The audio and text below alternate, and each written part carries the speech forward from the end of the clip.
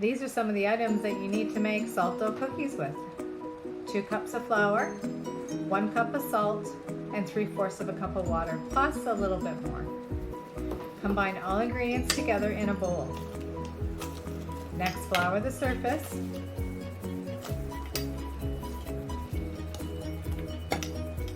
And start to knead your dough. Your child is using their fine motor skills while doing this. Roll out with a rolling pin, use a cookie cutter or a glass to make cookie shapes. How many cookies will you and your child make?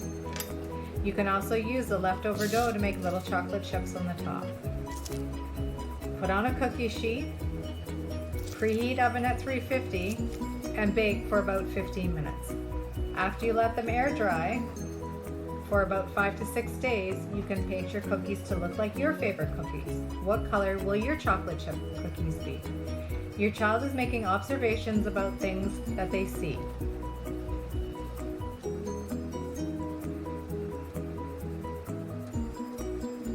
After the paint is dry, you can add Mod Podge to your cookies and then let dry again. And now you have cookies to play with.